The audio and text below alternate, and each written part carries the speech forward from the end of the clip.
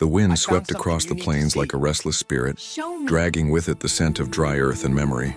The ranch stretched far beyond the eye's reach, golden, cracked, and endless. But for the man who worked it, it was a cage made of silence. They called him the Silent Rancher, a man who spoke little, laughed never, and carried his past like a wound too deep to heal. His name was Samuel, and for half a year he'd known nothing but the company of cattle, dust, and the hollow whisper of his own thoughts. The land around him wasn't just lonely, it was haunted by stories. To the south, across the dry creek, the Apache people lived in quiet defiance of the white man's frontier. They called that place Red Feather Ridge, a land of sacred stones and ancient spirits. Few dared to ride there, but Samuel had never been one for fear. Or perhaps he was simply too tired to feel it anymore. That evening, as the sun dropped low and painted the horizon in blood and gold, Samuel rode out to check his boundary fences. The heat had broken, the sky was bruised with purple clouds, and a storm was whispering from the mountains.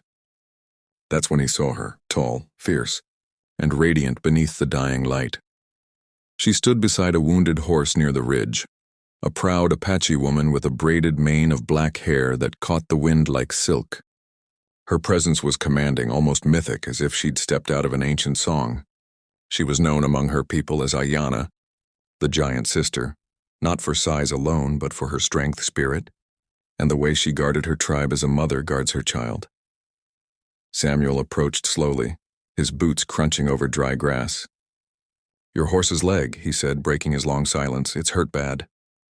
Her gaze was sharp, wary. "And you are far from your barn, white man." "Just mending fences," he replied, dismounting. "Looks like you could use some help."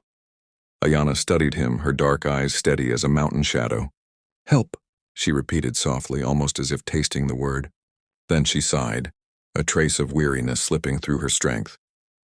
Maybe this once. Together they worked in quiet rhythm, Samuel cutting a strip of his saddle blanket, Ayana holding the horse steady. The animal trembled, snorted, but stilled under her firm touch. Her hands were scarred but graceful, the kind that had worked, fought, and healed in equal measure. When the job was done, the rain began to fall, soft at first, then pouring. Samuel gestured toward a nearby cliff overhang. "There's shelter there." They ran through the rain, their boots splashing through the mud until they reached the rocky hollow. There, by the flickering light of a small fire Samuel built, they sat, strangers bound by the storm and something unspoken. For a long while, there was only the sound of rain drumming against stone. Then Ayana spoke. "I haven't felt love in 6 months," she said quietly, her voice low, cracked by the kind of truth that costs something to say. Not the kind a man gives him, the kind life gives. The kind that makes your heart beat faster because it still believes in tomorrow. Samuel didn't look at her right away. He stared into the fire instead, watching it dance like a restless soul. "You sound like someone who's lost more than she'll admit." Her lips curved in a faint, tired smile. "Maybe. And you sound like someone who's afraid to lose again." He didn't deny it. The firelight painted their faces, two souls carved by loneliness, each hiding behind silence. Samuel had once known love long ago, but it had burned out in the same kind of storm that raged outside now. He'd buried it beneath years of dust and work, hoping never to feel its sting again. But as the wind howled and the night deepened, he found himself studying her, the quiet power in her eyes, the sorrow behind her strength. There was something healing in her presence, something that made the silence between them feel less empty. Ayana leaned back, her gaze drifting to the storm outside. "Do you know what my people say about storms?" He shook his head.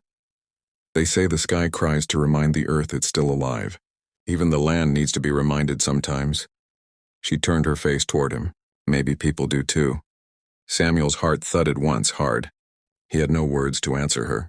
Only a long, slow breath that felt like the first he'd taken in months. When the fire began to fade, she stood. "You should go back to your land before dawn. The ridge is not safe when the spirits walk." He rose too, reluctant to let the moment end. "Will I see you again?" She met his eyes, and for the first time he saw a flicker of warmth there. A promise not spoken but understood.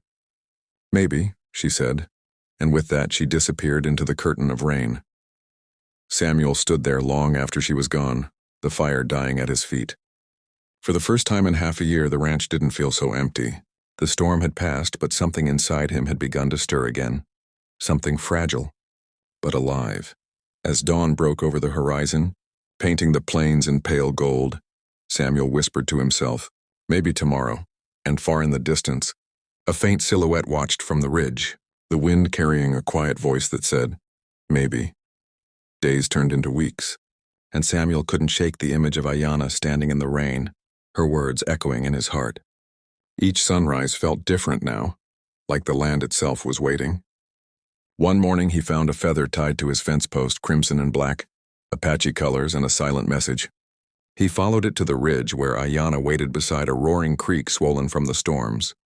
"You came," she said, her tone half surprised, half knowing. "You called," he answered simply.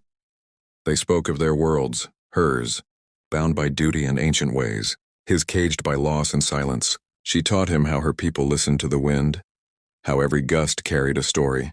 He taught her the rhythm of the ranch, the patience of the plow.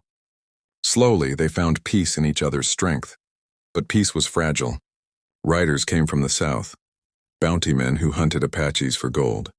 When they found tracks near Samuel's land, suspicion turned toward him. One night the ranch was set ablaze. Samuel fought the flames in fury, but it was Ayanna who saved him, leading him through smoke and ash to the safety of the ridge. As the dawn broke over the blackened fields, she took his hand. "The land burns, but hearts can heal," she whispered.